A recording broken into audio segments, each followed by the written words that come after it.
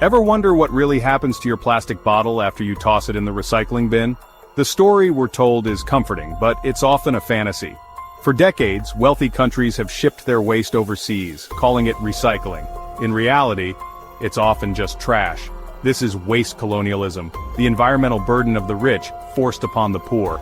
Millions of tons of plastic, electronic, and toxic waste flow each year from the US, Canada, Japan, and Europe to Southeast Asia, Africa, and Latin America. These countries lack the infrastructure to handle this flood of foreign garbage. They become the world's dumping grounds. The promise of a circular economy is broken. Instead, we have a system of take, make, waste, and dump it on someone else. Wealthy nations keep their streets clean and maintain the illusion of recycling, while distant communities pay the price. Rivers choke with plastic, air fills with toxic smoke, and soil is contaminated. This is more than an environmental issue, it's a human rights crisis. Who gets to live in a clean environment, and who is forced to live in someone else's filth? The global waste trade is a story of injustice that's been ignored for too long. Let's pull back the curtain and expose the truth behind the recycling symbol. We need to understand how this system was built, who profits, and who suffers. The story of our stuff doesn't end when we throw it away. For many, that's where the nightmare begins. If we want a sustainable and just world, we must confront this reality. The recycling bin isn't a magic portal, it's a ticket to someone else's problem. It's time to face the truth about our trash. The real cost of our convenience is paid by those with the least power to fight back.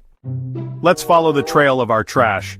It starts in our homes, but much of it never gets recycled domestically. Instead, it's packed into shipping containers and sent overseas. The US, for example, has exported over half its collected plastic abroad, mostly to China, until China's national sword policy banned most plastic waste imports in 2018. Did rich countries build new recycling plants? No, they just found new places to send their trash. Malaysia, Vietnam, Thailand, and Indonesia became the new dumping grounds. In 2018, US plastic waste exports to Malaysia skyrocketed by over 1,000%. The burden simply shifted from one vulnerable region to another. Shipments are often a mix of contaminated, low-value, and non-recyclable plastics. It's cheaper for waste companies to export this mess than to process it properly at home. Waste is treated like any other commodity, but it's not like trading grain or steel. This is a commodity that poisons water and soil. The Basel Convention was meant to control hazardous waste, but loopholes let exporters label mixed plastic as recyclable and bypass regulations. The toxic trail continues with little accountability. The global waste trade is a profitable business built on passing the buck. Rich countries keep their hands clean, while others pay the price.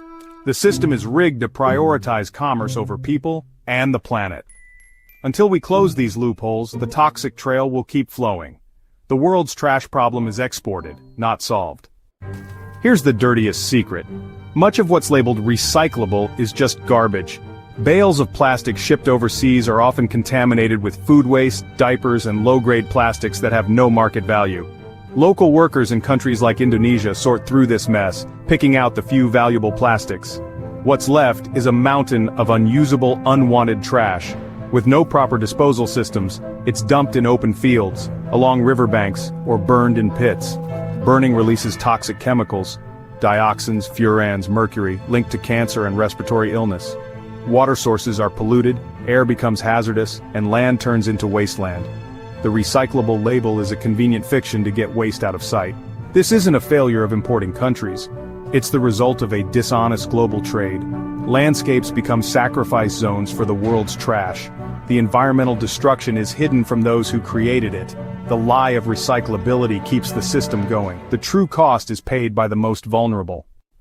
The environmental damage is devastating, but the human cost is even worse. People living near dump sites and burning grounds breathe toxic fumes daily. Children suffer most. Rising asthma, skin rashes, and respiratory illnesses are common. Polluted water and soil destroy crops, kill fish, and poison food supplies. Local economies collapse, forcing people deeper into poverty. The promise of economic benefit from the waste trade is a cruel illusion. Social tensions rise, families are forced to leave their homes, and communities are torn apart. The companies and governments responsible wash their hands of the problem. The burden falls on those least able to fight back. This is the ultimate injustice. Those with the smallest environmental footprint bear the greatest cost. Waste colonialism sacrifices futures for the convenience of the wealthy. Let's name the real polluters.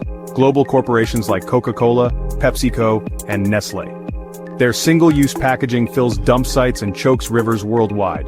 These companies built a throwaway culture, producing items used for minutes but persisting for centuries. They're masters of greenwashing, promoting recycling and cleanups while shifting responsibility to consumers. Their solutions rely on broken recycling systems that enable waste colonialism.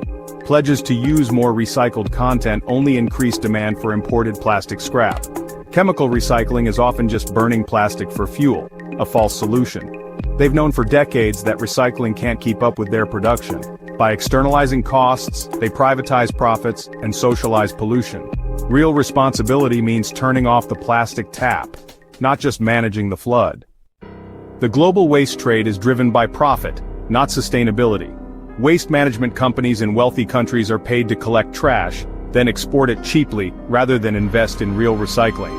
Brokers and traders profit by selling waste to the global south, often mislabeling hazardous materials to avoid scrutiny. Poor regulation fuels illegal dumping and burning, especially when countries tighten import rules. Illegal operators set up hidden facilities, burn or dump waste and disappear, leaving toxic messes behind. The real money is made by exporters, brokers, and facility owners, not by the workers risking their health. The costs are spread across entire communities, while profits are concentrated in a few hands. As long as dumping is profitable, waste colonialism will persist. The system values financial gain over human health and justice. Until the profit motive is removed, the toxic trail will continue. The good news? People are fighting back. In places like Genjerome, Malaysia, residents organize protests and force their government to shut down illegal recycling plants. Countries like Malaysia, Thailand, and the Philippines are tightening import rules and sending contaminated waste back to its origin. The Philippines famously shipped 69 containers of garbage back to Canada, a powerful message: deal with your own trash. Global networks like Gaia and Break Free from Plastic connect grassroots struggles with international advocacy. They expose polluters, publish research, and push for stronger regulations. Their work reframes waste as a social justice issue, not just a management problem. Activism has led to changes in the Basel Convention, making it harder for rich countries to dump low-quality plastic on poorer nations. Enforcement is still a challenge, but the tide is turning. The courage of affected communities is making a real difference. The fight is far from over, but resistance is growing. The world is waking up to waste colonialism. Justice is finally on the agenda. Ending waste colonialism means moving beyond the recycling myth to real solutions. First, we must produce less waste, ban unnecessary single-use plastics like bag straws and polystyrene. Proven alternatives exist, it's common sense to switch. Producers must be held responsible for their product's entire life cycle through strong extended producer responsibility (EPR) laws. EPR must require companies to meet high targets for collection, reuse, and recycling, not just pay a fee. Wealthy nations must invest in domestic recycling and composting infrastructure, not export their problems. Cleanup and health support for affected communities is a matter of justice. Polluters and exporting countries should pay for remediation. We need binding global agreements, a global plastics treaty that covers the entire life cycle of plastic. Such a treaty must phase out toxic additives, set reuse targets, and protect waste workers.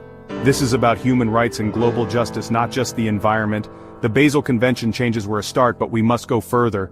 Real change means taking responsibility at every level. Waste colonialism is a story of injustice, where the convenience of the wealthy is built on the suffering of the poor. For too long, rich nations have exported their environmental responsibilities along with their trash. The recycling bin became a magic portal, but the waste never disappeared. It just ended up in someone else's backyard. The time for excuses is over. We can't claim ignorance anymore. Every country must take full responsibility for the waste it produces. There is no away in throwaway, just someone else's land, water, and lungs. We need a radical shift, from disposability to stewardship. Demand durable, repairable, reusable products. Build local, circular economies. Recognize that the health of our planet and its people are interconnected. A world where some enjoy pristine environments while others live in toxic dump sites is not just or sustainable. This is a fight for environmental justice, social justice, and global justice.